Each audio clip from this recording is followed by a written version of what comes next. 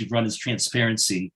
And I know your website offers a lot of transparency, and the fact that you're here talking to us further supports that. We have such an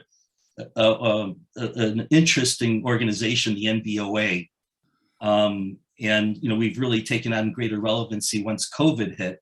And we've had to deal with issues and continue to deal with issues at the state, county, and city level. And we've had many of your county colleagues on previous calls. Last week, Fritz Kagi was on. We've had board of review commissioners. We've had Tom Dart, among others. So, but I'm anxious to get to you, but I would like to just offer you a little bit of introduction. Sure. That the Neighborhood Building Owners Alliance is an oversight group. We work above 9 different neighborhood organizations. We're all housing. We don't use the word landlord unless we're talking about bad stuff. We're housing providers, which we think is a more accurate phrase for who and what we are. And these are all organically sprouted groups that are neighborhoods. We're not the downtown high rises. Rogers Park, Edgewater Uptown. There's a Northwest Side group. Then there's a Lincoln Park, Lakeview. We have 2 South Side groups. Both are exceptional. All groups are exceptional. But we have 2 groups from the South Side, and then we have the Greater Austin group. So and once COVID hit, I really got to learn more about who's in the groups.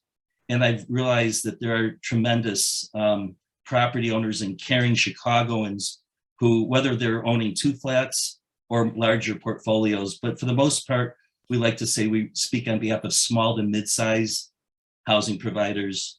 We believe in restoring homes. We recognize our importance when it comes to providing safe, quality housing that's in many instances affordable. And we hire people in the neighborhood, we shop in the neighborhood, and we have neighbors, and we want to stay here, and we all want a vibrant community. We're all working towards that same goal. So with that said, one more quick note, and then I'll turn it over to you.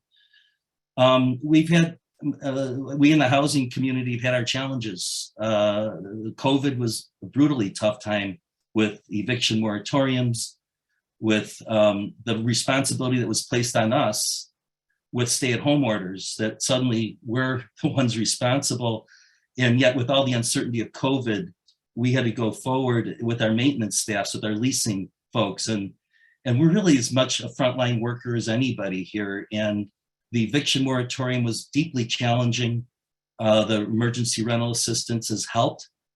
We're now presently dealing with rising prices, gas prices, of course, property taxes, labor, materials. And we realize that, we need rent increases to survive, but then we also realize there's a growing momentum for rent control. So all these issues and problems, it's a strong industry now. We are, want to make sure that the South and West sides do as well as the North side and downtown. But we are in this for the long haul. And then the issue of public safety. On top of everything, now we're going to talk about public safety and how does it affect us in the industry. So we're looking forward to this discussion. I'd like to just acknowledge Michelle Jarrell. Is it Jarrell Properties, Michelle? I lovingly call us Jarrell Inc. because we have so many different titles, but Jarrell tends to be in each of the titles. Boyd A. Jarrell and Company, Jarrell Construction, Jarrell Lawndale, Jarrell Washington Park, yada, yada, yada. So Jarrell Inc. And your slogan's what the hell, rent from Jarrell? Maybe. That may be. I'm here.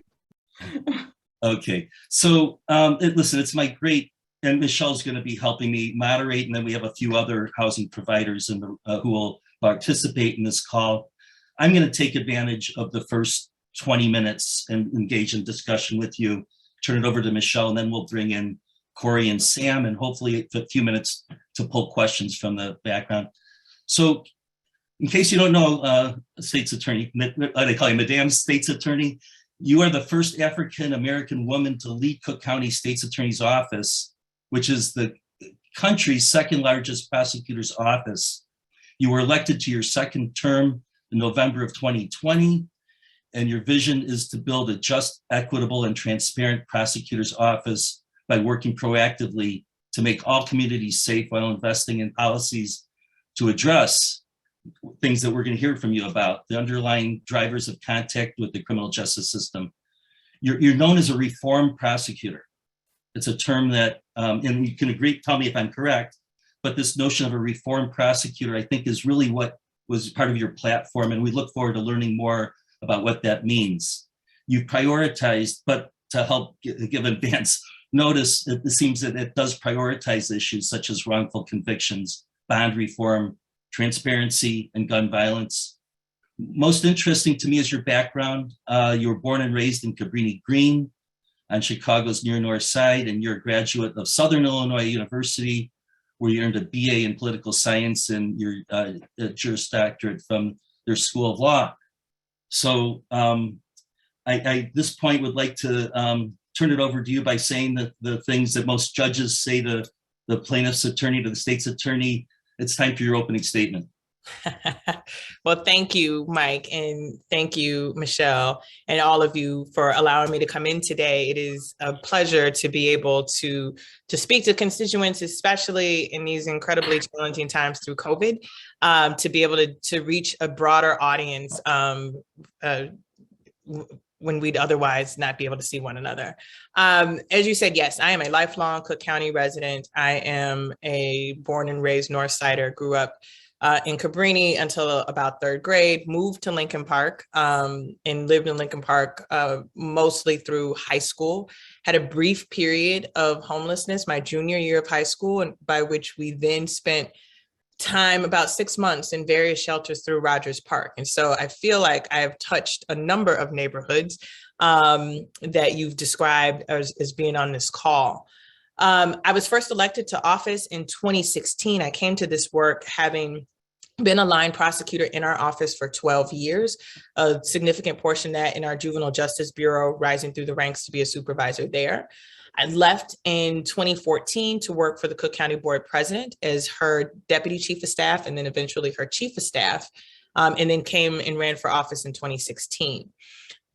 Interestingly enough, the title of reform prosecutor is not a title that I've given myself. I think back in 2016, we ran a platform that was rooted in my experience having grown up in Chicago, having grown up in those neighborhoods, having been a victim of violent crime myself and seen people who've been impacted by violent crime, and also having been a policymaker and a prosecutor.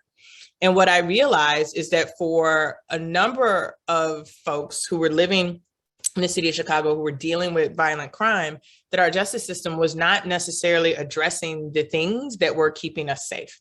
So for example, when I came into office in 2016, at that time, I came in December 1st, 2016, so 11 months in which I was not in office. It was the bloodiest year since 1999. I think in 2016, we had 763 murders in the city of Chicago. There was something around 4,000 people shot. And so even as we're dealing with the unrelenting violence that we're feeling right now, in 2016, after years of decline, we had a year much like 2020. And at the same time, we were reckoning with the aftermath of the Laquan McDonald shooting. We were reckoning with, a history of wrongful convictions, John Burge. All of these things were at play. And the communities that were impacted by crime and violence, particularly the violent crime, had a significant distrust in our system. And it was my belief that in order for us to tackle violent crime, we had to also tackle those systemic and injustices to give people the credibility to believe that they could work with us. And when I came into office on December 1st of 2016, again, a horrifically bloody year, it would surprise folks to know how we used our resources. One of the first things I said was, where are we putting our energy? How many gun cases do we have? How many shooting cases do we have? And the reality was the number one referred prosecutions in our office wasn't guns. It wasn't shootings. It was shoplifting and drugs. Guns, shootings, homicides were very near the bottom. So we have the second largest prosecutor's office in the country, dealing with levels of violence unlike our other major cities, New York, Los Angeles. And our resource priorities were not going towards violent crime. That to me seemed unacceptable. And I think because people didn't know what the state's attorney's office did, how we used our resources, I was even shocking for people when I would tell them that. They were shocked. So we did it. We embarked upon being the most transparent prosecutor's office in the country. We did something no other prosecutor's office in the country had done. We put every piece of felony case level data on an open data portal so that residents could see who we were charging, what we were charging them with, what happened once they were charged. Were they found guilty? What was their sentencing? Because no one knew. I think one of the biggest frustrations, particularly in this work, is that people can go around and use terms that don't have any real meaning behind them. Tough on crime, soft on crime, smart on crime. What does that mean? Who are you prosecuting? What's your convictions? What's the safety correlation? And by doing that, we were able to see we were not focusing our attention on guns. And so we did a couple of things. We shifted how we handle retail theft. Retail theft is, and I'll go quickly because I want to answer your questions. Retail theft is basically shoplifting. I want to tell people the difference between a retail theft and say a smash and grab. A retail theft is you go into Walgreens, you grab something off the shelf, put it in your pocket, don't pay for it, get past the register, knowing you didn't pay for it, and get caught. That's a retail theft. In Illinois, the threshold for a felony for retail theft is $300. Felony means that you can be in prison for more than a year. So the level for a felony is $300 in Illinois. What most people don't know is Illinois has one of the lowest levels for a felony for retail theft in the country. 47 states have a higher threshold than Illinois. Now, why does this matter? Well, it matters because places like Indiana, which has a retail theft threshold of $750, or Wisconsin, whose felony retail theft threshold is $2,000. Texas is $2,500. Cities in those states don't have the unrelenting gun violence we have. So while we were prosecuting more people for retail theft because our threshold was so much shorter, we had other jurisdictions who had higher thresholds and also didn't have the violent crime we had. And so for us, it was like, how do we make sure that we're attacking violent crime? When we raise the threshold for a felony, anybody who steals less than that can still be prosecuted for a misdemeanor. Misdemeanor means you can be imprisoned up to 1 year in jail. Once we raise the threshold to $1,000, which is in line with the rest of the United States, I think it's important for me to remind people, I didn't just pick a number out the wind. The Pew Research Group did a study about retail theft across the country, and around the average is about $1,000. It's what it is in New York, California. Again, Texas has $2,500, where our contemporaries are. Once we did that, in 2017, the number one referred prosecution in our office was guns. 18, guns. 19, guns. I'll skip to the end. Every year since we changed that policy, our number one referred prosecution has been guns. And so when I talk about going after violent crime, it doesn't mean that we don't want to hold people accountable. It's with the limited resources that we have, how are we using them? And so what we are able to do with our open data portal is to be able to show people, what are we doing with violent crimes? When I first came in, gun cases, we were approving a lot of gun cases, but we were losing a lot of gun cases. So how the system works, once a crime is committed, someone calls the police. Police make an arrest. Now, it's really, really important for you all to know that if a crime occurs and it's not reported, we're not involved.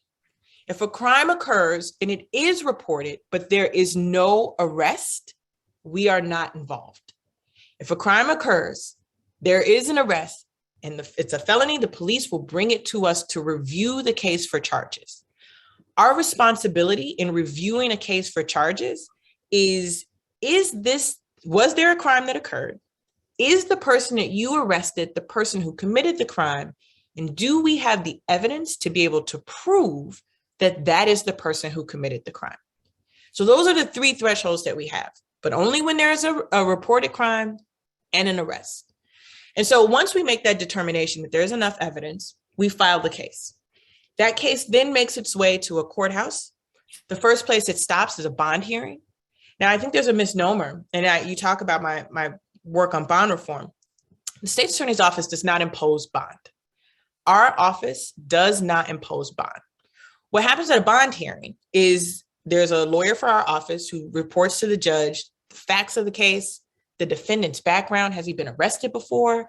Has he skipped on warrants before? Has he had a violent history? The defense attorney will then make a presentation to the judge. Is this person working? Is this person have a family? Are they contributing to their community? And then a judge, listening to both of those lawyers, will make a determination whether someone is out on bond or held in custody. Now, what was happening, Cook County has the largest single site jail in the country, and for many years had been under a federal consent decree. And by many years, decades. Because at one point we had around 11,500 people in our jail on any given day. And what we found out is that a majority of the people who were in our jail on any given day while we were under a federal consent decree were there because they could not afford to post bond. Bond is not a punishment. Bond is like when you put money down to rent bowling shoes. It is to ensure that you come back once you finish your thing and you can get your money back. It's not a punishment. So what we were finding was, and Sheriff Dart talked about this many years ago, was that we had people in jail accused of crimes for low-level nonviolent offenses who sat for years, weeks, months, because they couldn't afford something as little as $1,000. Meanwhile, the people who we are concerned about, violent offenders, who, let's say they're in a gang, they know going to jail is part of the equation.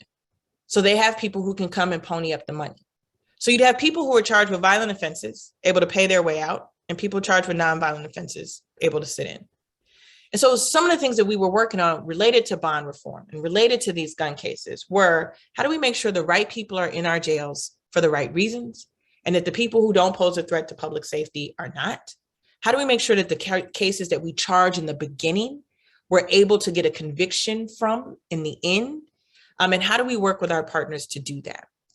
So that's the initiatives that we have been embarked on for the last 5.5 years. I will say when I came into office in 2016, we saw reductions, not because of what we were doing in the state's attorney's office. I want to be clear. But we saw reductions in violent crime in Chicago and Cook County in 2017, 18, and 19. From where we started in 2016, year over year, violent crime in the city of Chicago went down.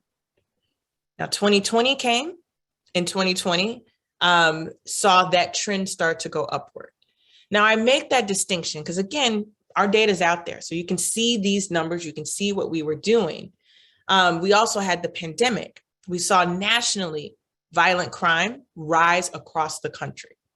But the reason I make this distinction is that when I hear rhetoric about, it's the state's attorney's policies, we've had these policies in place since 2016, 2017, and we did not see an increase in violent crime in the city of Chicago. It didn't happen the first 3 years. It did start going up in 2020 when we were part of a national trend. And obviously, during this time, we want to look at the things that we are doing to ensure that our policies are still in line with public safety. So with that long-winded introduction, I just want to get some of those preliminary things because I find a lot of times people don't quite understand how our office operates out the way, and the importance of why we believe transparency is key so that we can answer some of your questions. So what about this notion of you as a reform prosecutor? You said that label doesn't necessarily fit you, but tell us, what is it that makes you stand out from your predecessors? How are you? I think the differences are, I call out some of the things that we haven't acknowledged. So one of the things I say is the neighborhoods that are most impacted by violence have the least amount of trust in police and the court system. And the court system includes prosecutors. And I'll read articles or I'll read editorials and they'll say, well, we know the relationship between police and communities, particularly communities of color, are fraught. That's not imaginary. Like, we have a whole consent decree that was enacted. One of the things that I talk about, though, is that part of the reason that those relationships were fractured was because we had things like John Burge, who he and his crew were allowed to run rampant on the South Side for many years, and people knew that. We had Sergeant Watts, who is a former police sergeant who was shaking down residents of the Ida B. Wells housing projects. He went to jail for actually shaking down someone, but the people that he had wrongfully convicted had never had their convictions vacated. We talked about the racial disparities with drug sentencing or people who were arrested.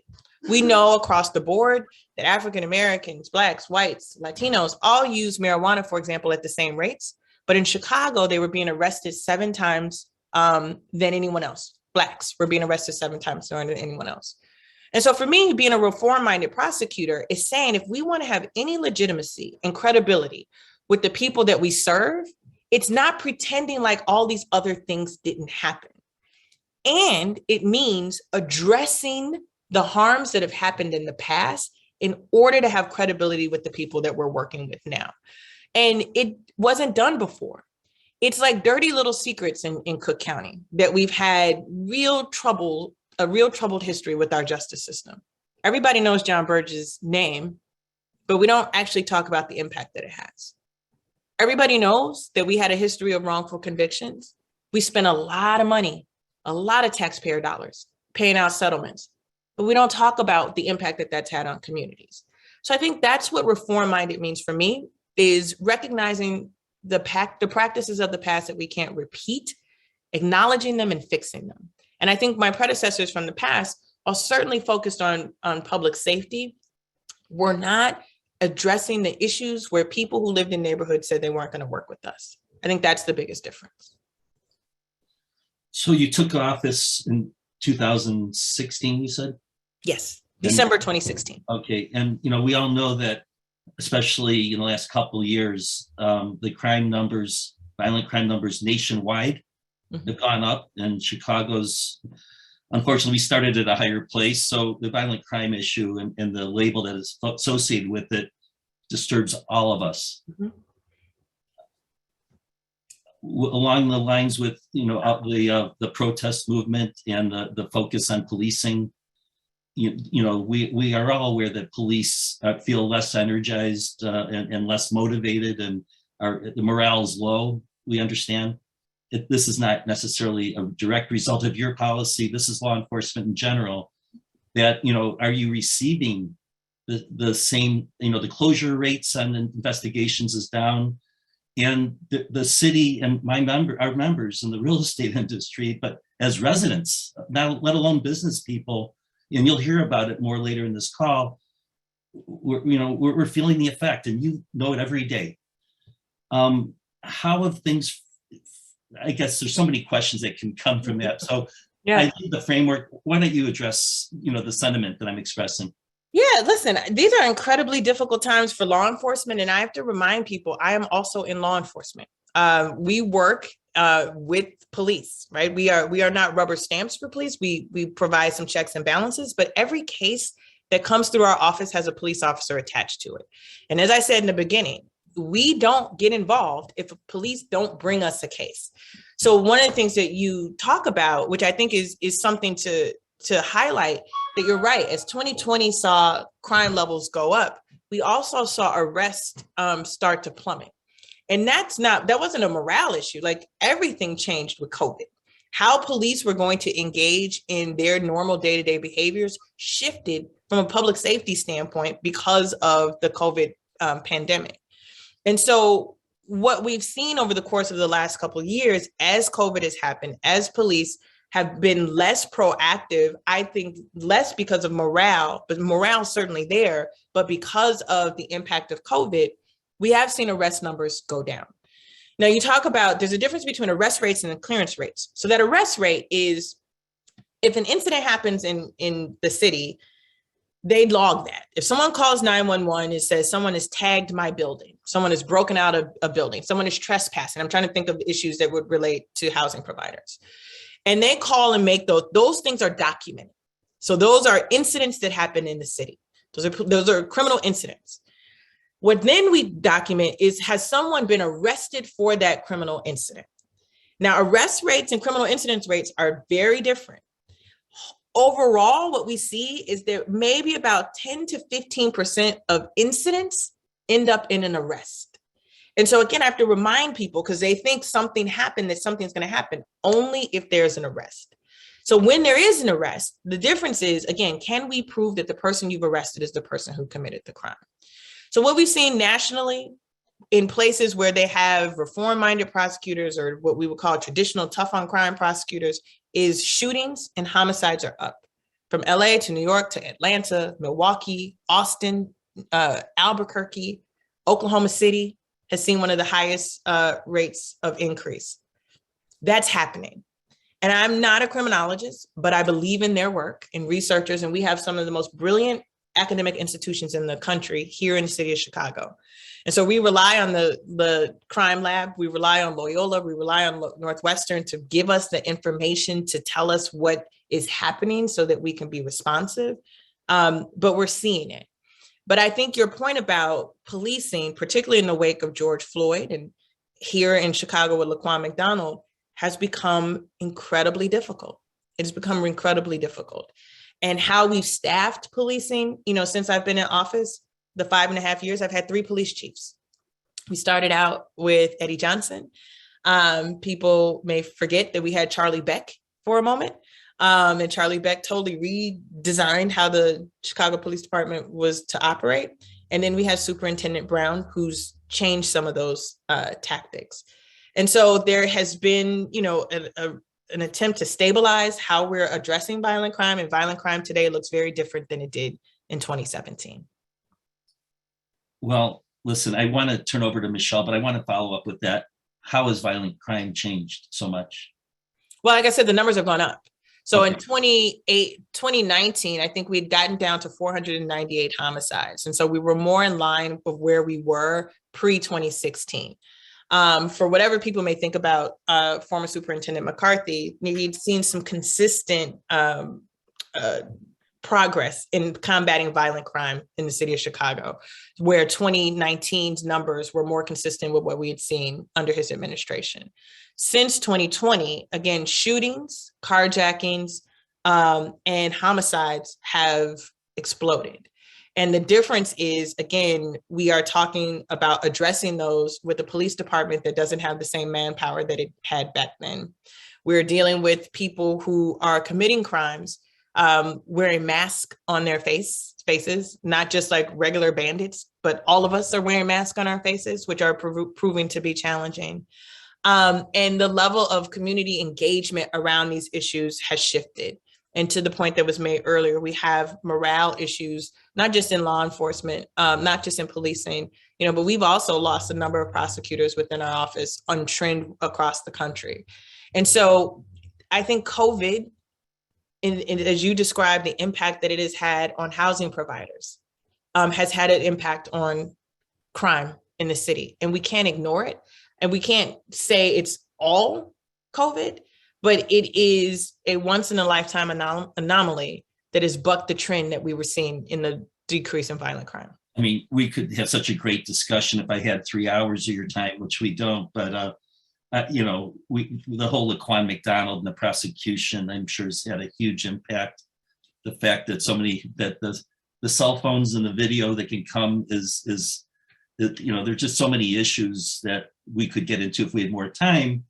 I want to make one more quick point and then turn it over to Michelle. Carjacking. Yeah. But also within the context of something I know a little bit about, juvenile crime. Yeah. I've been told about 50% of those that allegedly are committing carjacking are juveniles, but juvenile court is a completely different animal, isn't it? Yeah. So how does that? So twofold, 50%, the numbers I think you're hearing are 50% of the people who are arrested for carjackings have turned out to be juveniles. The thing that is very difficult with carjackings is for every 100 carjackings, there's only an arrest in about 15 of them. The closure rate on carjackings is about 15%. Now, let me be clear, because I think there's a lot of confusion, and I'll go quickly, but it's worth the education. When we talk about a carjacking, what that means is that someone goes up to someone in a car and takes the car from the person. right? And we talk about an aggravated carjacking, someone has a gun. So if someone has a weapon and they come and say, give me this car, that is what we call a carjacking. The difference between that and say a possession of a stolen motor vehicle, because people I've heard have said, oh, they're not charging carjackings, they're charging something else. You have to prove a carjacking. I have to be able to prove that you, Mike, are the person who came to the car with the weapon or with whatever and told me to get out the car, and you took the car. What happens is the person gives up the car is discovered, let's say an hour later. The person driving the car isn't you. Let's say you took it for a spin, you did whatever you did with it, and you let someone else use it. The person who is driving the car when it is recovered, if it's not the person who stole it from you directly, is not going to be charged with a carjacking. That's a different offense. Mm-hmm. Carjacking is who is the person who took the car from me. Possession of a stolen motor vehicle is who is the person who now possesses the car that was stolen from me. So those could be two different people. And so a lot of times I hear people say, well, why didn't you charge the person who had the car when the police came with the carjacking?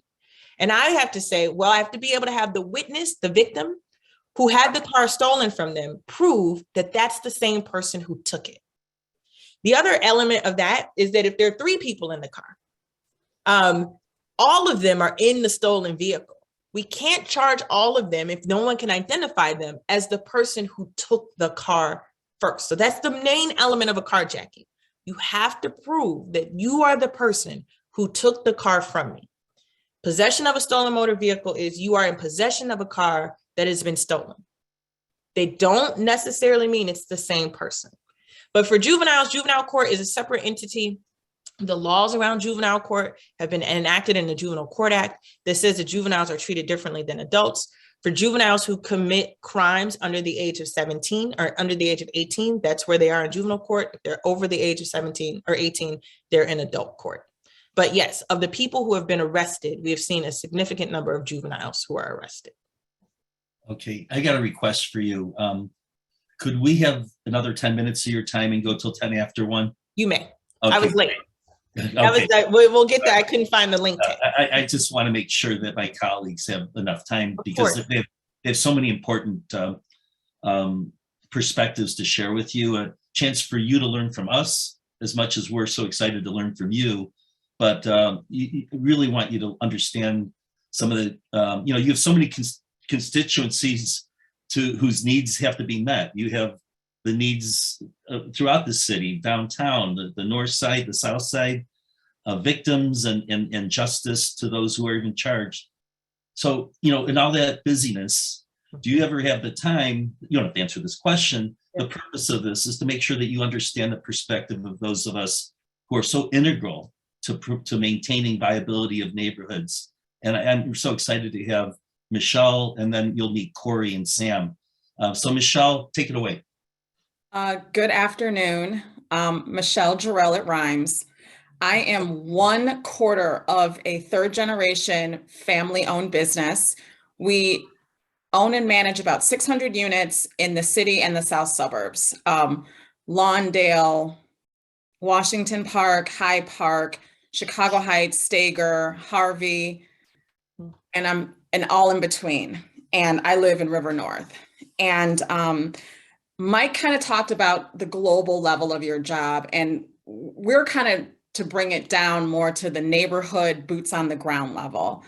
And I sincerely appreciate your office being committed to focusing on violent crime. But it seems like one of the unintended consequences of focusing more on violent crime is the nonviolent offenders are really what impacts my day-to-day life and my tenants' day-to-day life. For instance, loitering has become just such a big issue that CPD isn't really helping us with anymore.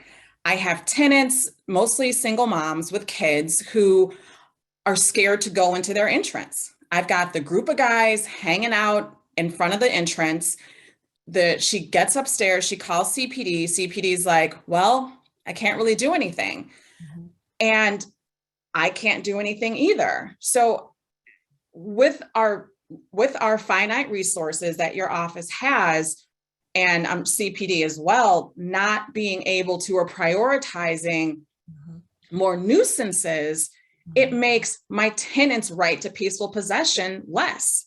Are we becoming like LA and San Francisco, where loitering is something we just have to deal with, really without having the backing of CPD or your office or somebody getting these guys to go away? Yeah. No, that's a real concern, and it's not a new concern, right? I mean, and I think part of it is not even just for the prioritization of our resources, but loitering is generally, I think, and I'll make sure I get the class right, but like a class B misdemeanor. And so when you talk about the use of the resources, what happen is, even if you arrested someone for a loitering, because it is a misdemeanor, the likelihood of that person being held is low. And the likelihood that even if they are found guilty of having committed the misdemeanor, your recidivism rate for them is going to go back. And so I think for a lot of folks, the question that we continue to grapple with is not that it's not a priority. It's like, what is the teeth around the use of the resources to deal with it?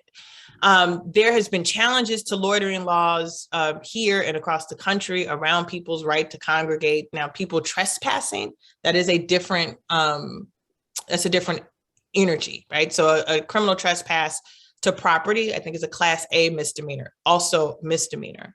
And so what we've tried to do is we have our community justice centers who are established on the north side, the mid city center, and the south side, to be able to work with building owners and housing providers to be able to say, who are these folks? What can we do together if you've identified that there's someone who is a consistent problem, such that if we do pursue these cases in court, if you are asking for the police to make an arrest and you are going to come, because one of the things that we would see is that an arrest would happen and people were grateful that they were moved.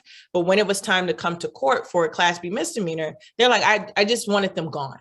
I don't really want to have to expend my time to go through this. But with our community justice centers, we're able to work with our partners to be able to identify folks who we believe are problematic, to amp up the resources that we can play. And whether that's with the city, whether that's with the criminal justice system, but that's one of the angles that we're able to do it because of the nature of the offense. So to be clear, is CPD allowed to come out if I have loitering or Yes. loiterers? They are. Okay. Yes. Yeah, I mean, and like I said, there are partners. And I certainly don't want to in any way, it's what I said in the beginning. If an incident happens, that's an incident. If you make a call to the police and the police choose not to do something, Right. we don't know about it. Right. But you can call the police and say, hey, this person, now again, loitering is different than criminal trespass. So if they are on your property or if they are blocking your property, that is different than if they are on the corner. The Constitution has said, the constitutional challenges to loitering laws have said that people have the right to assemble. And so you can't just say, I don't like that group standing on the corner, because unfortunately, for people who are impacted by that, those folks have a right to be there. But if they are blocking entrance to your residences or your folks can't get by, that is different, and you can make that call and the police should come out. Okay, thank you. One more question. The new Indiana law that basically what Indiana is going to become the 24th state that allows constitutional carry. How do you think that's going to affect Chicago gun crimes or access to guns for kind of the pipeline from Indiana to Illinois? Is it constitutional? You have to remind me, my brain is fuzzy, that you don't have to apply for a license. Anybody could just get a gun. Correct. I think it's after you pass the federal background check, of course, then you can just go into a store like I'm buying Skittles. Yes, I think it's horrible. I mean, where we are right now is a significant portion of the guns that are coming into our city are coming from other places. And they're not, I want to disabuse people of the notion that like they're being heisted off of like trains. Like people are going into these stores and buying them and sending them up. There's a case that was reported in the paper a few days ago about some folks in Tennessee who were former military who were going and buying them using their name, and they were straw purchasers to send them. I think anytime we have easier access to purchase guns that can be exploited on the Black market to come to Chicago, we've seen it already. Allowing for something like this to happen, I think we will see a further influx of those guns. The easier you make it, the more guns will flow. Agreed. And I know Corey was going to talk about trespassing because when we in our pre-discussions, they're different. Yes. And I was going to focus loitering. He's focusing on trespassing. Got it. I'm glad I teed it up. But all right, Corey. Thank you so much, Michelle.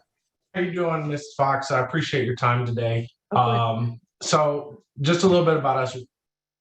It's me and my dad. We run a property management and development company here on the south side of Chicago. We focus on our communities. So typically we're in Auburn Gresham, South Shore, Englewood, North Lawndale, pretty much everywhere you hear about on the news. And so one of our biggest issues that we've been having and here's the thing, right? Like we have sat down with the police. We have had these conversations with them on what can we do. We're having situations where our tenants are coming out of their apartments. People are non-residents are sleeping in the hallways. They've broken our doors, and we call the cops, and they don't show up because they're telling us that there's nothing that they can do with criminal trespassing anymore. We've even signed the affidavits. And they're telling us, ultimately that their hands are tied and there's not much that we can do. And so our biggest concern is like, as managers of these buildings, trying to, especially in predominantly low to moderate income communities where we're facing a litany of issues, whether it's drugs, prostitution, breaking and entering, aggravated assault with firearms, things like that. We now also have to deal with, trespassing and where we are. Because here's the thing, for us, it's not even so much that they get arrested every single time and then they got to go through that whole thing, but having the cops show up, getting them out, they start to at least be like, okay, well, we're not going to go and do that there anymore, and now, based on, what we're hearing with, the new criminal justice reform stuff that's been going on, it's now even becoming harder to get the police out to come and even deal with these minor, because again, right, it's a class A misdemeanor. It's probably not going to result in anything. They got to do all this paperwork. And then, in the event that they are a little bit too rough, now they're going to get a citation against them. And they got so many other things that they got to deal with. And we're starting to get this feeling of, well, what do we do? Right? Because then on the other side, if my property managers have to go and defend one of our tenants, now we're worried, are we going to get prosecuted, or are we going to get sued, or are we going to get this? And so it's like, in your opinion, like what can we do as that? Because we're really the first responders, right? Like, to be honest with you, we are really the first people to act in these situations. And we feel like we don't have any support, not only from CPD, all the way up, because now we're being vilified everywhere we go. We're the big bad landlords, blah, blah, blah. So it's like nobody wants to come to our aid. And we're really trying to be boots on the ground and help these people. So, what do you think that we should be trying to do to get a better response? Yeah, it's what I was saying to Michelle earlier. There is an obligation if you make a call, unless you are calling 311, right? If someone is violating the criminal code, even with the misdemeanor, and you make that call, there should be an expectation that someone answers the call. And I think one of the frustrations, and I've heard this a lot, which is why I'll keep going back to the theme. If the police don't come, I can't do anything, right? And so a lot of times I'm hearing, well, there's no point, right? There's no point of doing something. And that just from a taxpayer perspective is like, nah, actually we pay for this, right? We pay for the service that is to come and be responsive to that. And sometimes that responsiveness doesn't necessarily to the point that was made earlier have to lead to an arrest, but can be to clear it, right? And maybe it becomes such a hassle for the person who's there that doesn't want to be engaged, or if they run that person's background and find out that they have a warrant, and maybe you're getting picked up for something else, but if there's not even that level of engagement, then there's nothing happening. I think your point is well taken. We don't want our housing providers to be frontline law enforcement, because you are right. There are things that you may do to protect yourself and to protect those within your property, but we should not have you in a position to be police. And so we think it's incredibly important that either whether it's the neighborhood groups that you're with or block clubs or whomever, to be with us, to tell us who these folks are, right? Because again, some of these folks we know are dealing with issues of, to your point, whether it's substance use disorder or mental health or issues around housing. Is there something that we can do or connect folks to be able to solve for the thing, right? If the arrest is just going to have them come back, how do we work with providers to be able to say, this person keeps coming, what can we do so that the people there can feel safe? But absent any engagement with us, we don't know. But I would start with the proposition that yes, when you make that call, there should be a reasonable expectation that someone comes out, and it is not acceptable. I don't get to tell people, well, nothing's going to happen. We have a process that we have to go through with cases. And I think that's the expectation that should be had from the very first call. And then can I ask you another question? So we had a situation where one of our tenants pulled guns on us. And he was mad because we were towing his car. And so now we're in a situation where we're aggravated assault with a firearm, right? So then the tenant, he gets arrested, goes to jail, and then gets put out on electric monitoring, right? And so now he's back in our building, and we're having to now deal with this angry person because we had him going to jail and blah, blah, blah, blah. And he's out on electric monitoring. So now every single day, because I can't evict him, right? Because I have no way to evict. And I got now a violent criminal in my building on electric monitoring, waiting for a court date that could be 6, 8, 10 months down the road, that we know has firearms, that we know is a threat to not only my employees, but also my tenants. I mean, how is that fair for us as people who are trying to be law-abiding citizens, doing what we're supposed to do on a day-to-day basis, to have this? Now, ultimately, he never discharged a firearm. There was never anything like that. But we don't know now. We know he's willing to brandish. We know he's willing to point. We know he's willing to make the threat. So we have to assume that he's willing to also go that next mile. And he's now in this building that I have, and I have nothing to do but wait until something may happen someday. Yeah. So I don't know, because I see two issues here, right? I don't know the law that says that you have to allow him to continue to live there. Just because his bracelet is there, that doesn't mean you are obligated, if someone pulls a gun on you, to continue to provide them housing. I feel, and again, I don't do landlord-tenant work. I was told we had to evict. So, and that's an 8-month process. Got you. Okay, so that's separate from us. Right. But I'm with you. You can't stay near me. If you did that, that's just that's a common sense thing for me. You just can't stay here. On the electronic monitoring piece, I didn't get to this in my conversation about bail, but depending on the charge. So if it's just ag assault, like he brandished a weapon and threatened to use it, if he shouldn't have also had the gun, he should have also, aggravated assault is a Class A misdemeanor. If he shouldn't have had the gun at all, should have been an unlawful use of a weapon, which is a Class 4 felony. And those things taken together should, have a judge impose. Again, people are entitled to a bond. If someone can afford a bond, right? Most people are not held without bond. Let me start there. I think there's a misperception that judges just get to hold people without bond. There are narrow circumstances in which a judge has the leeway to say, you know what, you are such a threat to public safety. There is no amount of money that you can pay. The majority of cases, particularly if you're talking about a class 4, which is our lowest level felony, or a class A misdemeanor, they're going to be entitled to bond.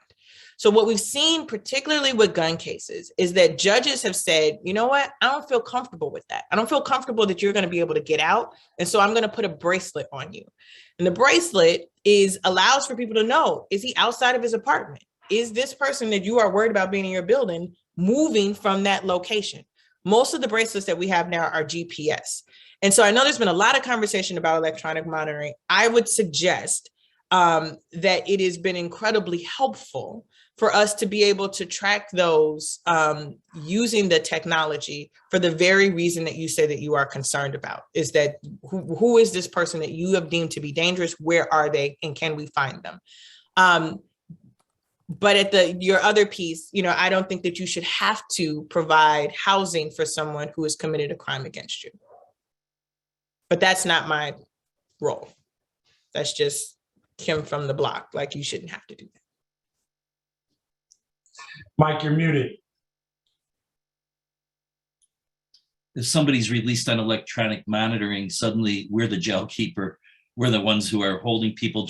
I don't even think there's anything in the process that would even inform a housing provider that somebody is released on electric monitoring in our building.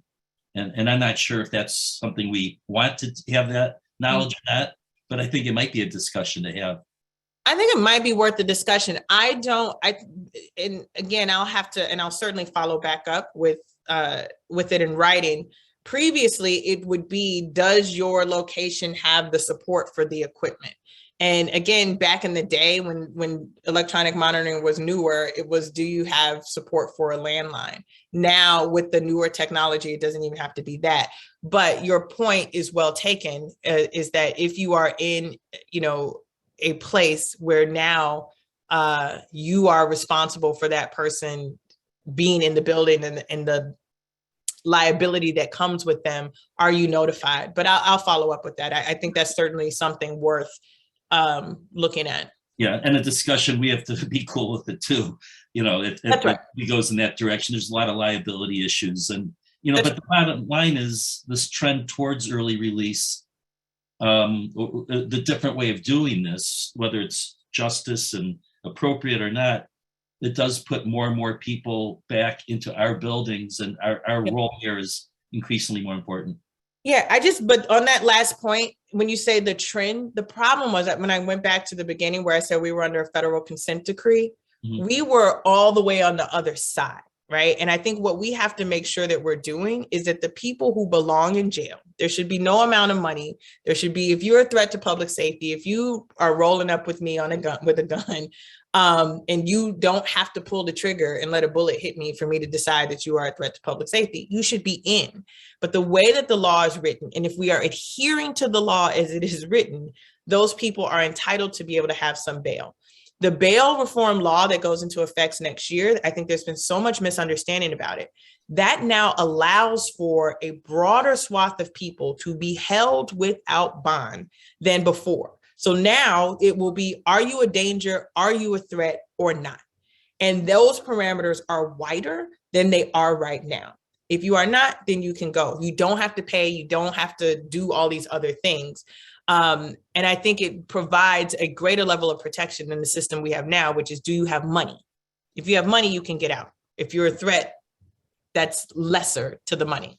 Yeah, we understand that. Nobody likes the perception or the reality that criminals are emboldened in this day and age, that they don't respect, they don't fear the system, that they know that, we're one topic that is probably the least serious within the scope of violent crime, but, package theft affects every landlord. And are the laws with respect to your policies or your ability to work with the law on theft, and if we have the video evidence, will this person get more than a slap on the wrist and something as simple as package theft? Yeah, I mean, it depends on how much it is as to what category of offense it will be. But yeah, we don't have a policy around not prosecuting package theft at all. As it relates to that, are you able to prove that this is the person who's done it. And to your point, you're right. Like the technology has been incredibly helpful with this. Everybody now has a Ring doorbell. Everyone seems to have cameras. That is incredibly helpful. And so for us as prosecutors, the more information like that we're able to get, the better. What I would say just tangentially is, you know, having cameras at your buildings helps. And I know, you know, from years ago, the technology is more accessible, less expensive, but it really does aid in prosecution of cases when we're able to access that. We've had to have more folks in our office just to sit and review, whether it's body-worn cameras or mounted cameras or Ring doorbells, because the technology is more prolific now. But I would highly recommend that to the degree that you can, that you have cameras near your buildings. Yeah, I installed them on a Friday in January, and I had to use them 2 days later with an attempted burglary. Listen, I want to transition to a third member of our organization, somebody who I wish we had those extra 2 hours and hear Sam's story. His family story is one of those legendary immigrant to success, hard work, and Sam's story of growing up not far from your building, your criminal courts building 26 in Cal, and the experiences that he had with police and how the police would pick him up for doing stupid shit and returning him home and telling your parents, you know, whatever. I wish we had time for the story, because I think it's easy to romanticize that era. Perhaps I'm overstating it, but the ability of police to be intimately connected to their neighborhood is almost a romantic vision, which simply is the farthest thing from reality today. But with that long introduction, unless you want to comment on that. It's a great buildup. I'm ready for Sam. All right, Sam, yeah. Go ahead, Sam. Introduce yourself and show us your ponytail. Okay. All right, Sam. I got you. And Michelle. Okay. I think you're muted, Sam. Sam, we don't hear you. Thank you, guys. What I was saying is, I know we're short on time, so I won't give you the typical 10-minute introduction and speech, simply because I'm proud of where I come from and how my family grew up. And to Mike's point earlier, or just a few moments ago, stereotypical immigrant family, came here, nothing. Now parents are retired, taught real estate, and I've helped them along the way. You know, I've been a proud property manager now for professionally now for the last 12 years for cash management, and started off as a leasing agent. Today I'm the director of the rental division. So my hands are entangled, and I get to see every single neighborhood, what it's going through, from rent increases to trends, to market trends, to criminal activity. And it's become more challenging, especially as of late, answering the question of, well, because it's happening more and more. And this is interesting because it plays very well into what we're all discussing today.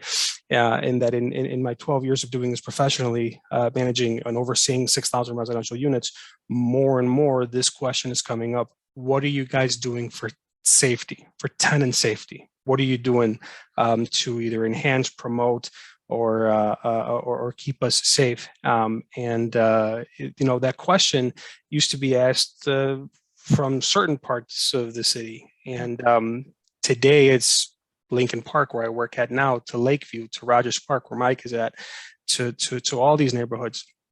And obviously, like you said, you know, a couple of years ago, with just nationally everything, or crime rates are you know, are rampant, and they're increasing, violent crime, so forth and so on. So we made necessary adjustments to all of our properties. Some of these had cost, you know, considerable amounts of money. We've heightened levels of surveillance, security, cameras, you know, used fob systems, reinforced gates, and provided stronger striker locks for our gates. So we identified those changes and sort of what was coming to help ensure and promote safety for our tenants. My question is, you know, State's Attorney's Office policies that were enacted back in 2016, given the changing climate and sort of how how crime rates are trending, would it not make sense then to also revise or review sort of, I don't want to say punishment, but revise those policies so that they hurt and they sting more? And maybe that's not the right way to put it, but I get what you're saying. But what I'm saying is, back when I was growing up in the 90s, and I'll wrap it with this, growing up in the 90s, there was a cop in our neighborhood. And, in my life, as most of us growing up in certain neighborhoods, my life could have gone this way or it could have gone that way. And the moment I started steering this way, I had O'Malley grabbing me, pulling me inside, knocking on my dad's door and saying, if you don't kick his ass, I'm going to. He's a smart kid. He can do big things in the future. Don't let him get messed up. Yeah. What I'm saying is I thank God that I grew up in the mid-90s in the city of Chicago and not today, because O'Malley pulling me, he'd probably lose his job. So I'll leave it there. Yeah, listen, our Chicago pride is deep. I have to remind people, when I graduated from high school in 1990, so now I'm just telling you how much older than you I am, Sam, the homicide rates in Chicago in 1989, I had a classmate who was shot and killed. I think we had 970 homicides. In 1990, it was close to 1,000. And so I'm not, again, when we talk about romanticizing, where we are today is not where we were in the 80s and 90s. It is not. It is horrible. What is happening right now, these trends that we are seeing, 800 homicides is unacceptable. It's deplorable. But I also want to set the stage that what we are seeing now is not unfamiliar and not as bad. So how did we address some of that? I mean, for us, again, even as you're talking about, our policies, I think people have really misperceived all of the things that my office has done. The biggest policy adjustments that we made were around retail theft that I talked about earlier, around marijuana, which is now legal, around prosecuting people for driving on a suspended license because they couldn't afford to pay their tickets. Those were the things we were adjusting for. What are some of these low-level nonviolent offenses that we could adjust for to put our resources to deal with violent crime? And so on violent crime, we haven't shifted. We've been able to put more people on the ground. Our gun crime strategies unit, for example, we have our prosecutors in some of our hardest hit neighborhoods, including over in Lawndale, with some crossover work in Little Village, working with police, the U.S. Attorney's Office, and other practitioners to be able to identify people faster, earlier, quicker, because we have them there. And so our position has always been, right, we want to be sure that we have every effort on violent crime, not excusing these other things. So the policy on, marijuana is not even really a policy anymore because it's legal. The policy on not driving on a suspended license prosecution, the governor signed a bill 2 years ago that stopped doing that. And so for us, it really is, how do we build strong cases? How do we work with police to make sure that we have the evidence that we need to do it? And how do we make sure that we get that conviction and that people are held accountable? We are all about accountability. I think the misnomers, and again, I would love, and I know we have a lot of questions in the chat, and we can give you answers to those questions and you can share it with your members, but also share with you all that we do send out what we call our community memos that allows for you to see what's actually happening with the cases that come to our office, so that it's not the perception. And I get it, people perception versus reality. And I'm a lawyer. What can you prove? So that you are able to talk to your residents, so you're able to talk to us, so we are able to talk to police about what's real and what is perceived. And how do we work collaboratively to do that? Because again, I'm with you. You wouldn't want to live here today. I lived through some of the most violent periods in this city. And I am grateful for the gains that we have made, but we got a lot more work to do. And part of that is being accurate with the facts and course correcting where necessary. So if any of our policies where we're seeing, hey, it is having unintended consequences that was mentioned earlier, or we are seeing an adverse effect, we got to change.